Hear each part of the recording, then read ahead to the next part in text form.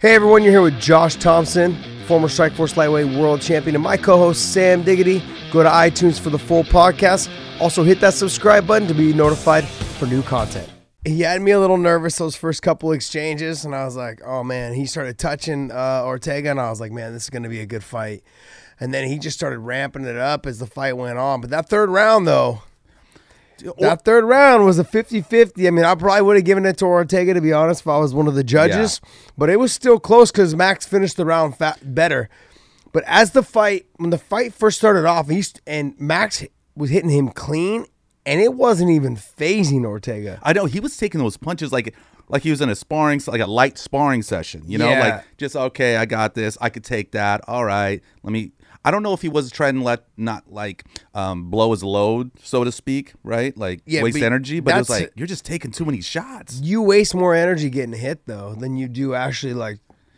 Do you think he was trying to stay too calm in there? No, I think that's the way he fights. If you watch him, if you go back and you watch some of his other fights, I mean, he was just able to land this. The shots that he landed on Max would have knocked most people out. Yeah, he was still landing some good shots. I mean, not as many clean-ass shots. He landed some powerful, clean shots that I thought could have changed the way the fight went. 100%. But it didn't. 100. He could have ended it for sure. Dude, he could have. Yeah, there was a lot of things that that Ortega did. Honestly, Ortega outpunted the coverage. He way outdid what I thought he was going to be able to do. But he was a favorite going into the fight. Wasn't he? But that's just all because of the same stipulation. Yeah.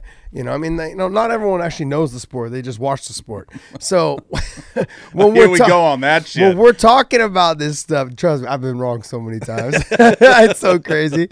Yeah, I like to use that little saying when I'm right. But it kind of totally shuts me down, yeah. Right? It's like whatever opinion I have, you can always throw that out there, and I'm all right, I'll shut. You know who I got that from, right? I got that from George Foreman. Really? George Foreman said that to Larry Merchant one time when he's like, you watch, he's like, you watch, he's like, I've seen so many, he's like, yeah, you watch boxing, I know boxing. And I was just like, hey. But what do you say? You can't come back to that. No, not when George Foreman's telling you that. Fuck no. Bro, he fought up Muhammad Ali. You got to be fucking out of your mind. And Larry Merchant's a G. Dude. But he's kind of right, though. It's, Yeah, he's not just kind of right. He's right. Yeah. But anyways, back to the fight. Look. I'm pretty excited, man. Like I thought Ortega, I think, definitely is the future of the sport. Max Holloway right now is in his prime. What do you say? He's 30, 31 years old, I think. 31 years old. Still a young dude. Bro, I felt like I was unstoppable until I was like 32, 33. I started feeling a little bit of a decline, but it wasn't like boom, I just dropped off. Yeah. I felt pretty good. I mean, you got to remember, I fought Nate Diaz when I knocked out Nate. It was like I was 36. You know? Oh yeah, that's right. So no, were you were younger than that, right? No, I was 36. Yeah, I was 36 years old. So when you start putting all that stuff together, like he's got some time, man. I mean, Max has got some time. I mean, how old is Ortega though?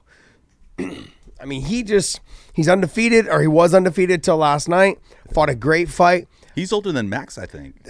Yeah. Oh, is he? I mean, he's. Oh no, wait. Well, then how old's Max? Maybe I'm tripping. Max is 31, 32. Okay, I think he's 31. No, he's 27 as well. Oh, so I thought I heard he was 31. Number 4. No. He's February 21st. Oh, so they're about the same age. I don't know why. How did I hear 31? Who fought before? Anyways.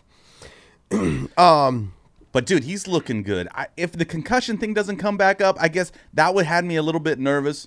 But it looked like he was still taking shots. What I thought was going to happen was once Ortega started touching him, I thought that mysterious concussion thing might be a factor, right? Like, is he going to have the same chin? Is it going to affect him more? You banked your whole thing, like, I'm thinking this guy's going to lose because of that one thing. Well, it was because of that, and then how dominant Ortega's looked. It looked like Ortega, with the way he made Cub Swanson look, the way he made Frankie Edgar look, like he's just been on a tear. And I just felt that he would be. I put two of those together. How great Ortega's been looking, and Holloway going through those concussion-like symptoms. I thought that was going to be a bigger deal. That guy, I can see why. I can see why he has that swagger and that confidence about him. He's got a fucking chin. Oh my God. Holloway? No, Ortega. Ortega's got a fucking chin, dude. Yeah. Like, even when, I mean, he was getting his head snapped back and was still walking forward. Like, his head was facing, his face was facing the other direction. Yeah. And he was, his lower body was still walking forward. And I was like, what in the fuck? So that's what's crazy about it, right? Like, Holloway looked great, like amazing, like a champ. I mean, just like better than I thought he was going to look, right? But then, and he put it on Ortega. But coming out of that fight, you still look at Ortega like, God damn, you're a beast. Dude, I was actually, to be honest, because he hasn't had a whole lot of fights go the distance. Ortega, go back to Ortega's. He hasn't had a whole lot of fights go the distance. I mean, who do you have there?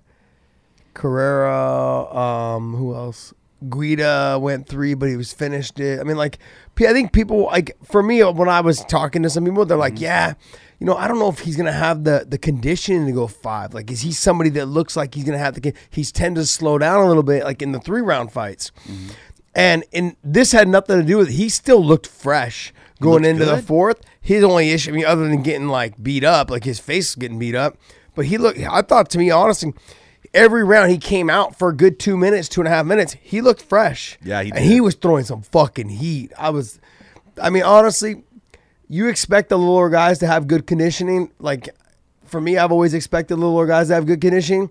But he was on point, man. He was landing some big shots, and you knew they were good shots when Max was high-fiving him and letting him know, like, hey, yo, that was a good one, man. Yeah. But he's still, as much as he got beat up, I don't know why I walked away from that fight thinking Ortega still looked pretty good. And I know that sounds crazy to say that, considering how the fight ended and how he looked and how bloody and bruised up he was and how he was just getting tagged. But I don't know. There's something about Ortega. Like, damn, that was a real fighter. He's got a chin.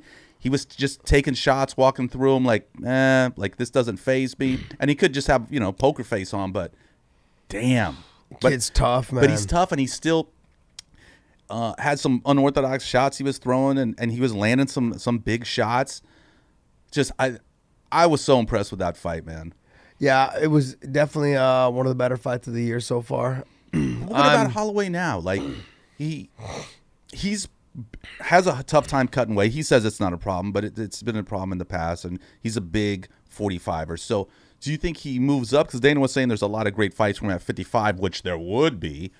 But then also at the post-fight thing, he was saying, or just in the interview with Rogan in the ring or in the cage, that he seemed like he wanted to stay at 45. But then in the post-fight presser, he was saying that maybe like a Khabib thing, there's some things that interest him. Perhaps like I was pretty impressed with his takedown defense. I mean, I don't think it's going to fly against Khabib. I think it's a good fight for him to potentially make against Khabib. I think Khabib would love that fight. Do you think Khabib would love that fight? Oh, I think he would love that fight. I mean, I think he respects Max a lot. There's no ill will. I think he just, I think he would rather fight Max than he'd rather fight Conor. All right, guys, hope you enjoyed that exclusive content of Sammy and the Punk. Also, hit these videos for more exclusive content and hit the subscribe button on the bottom corner.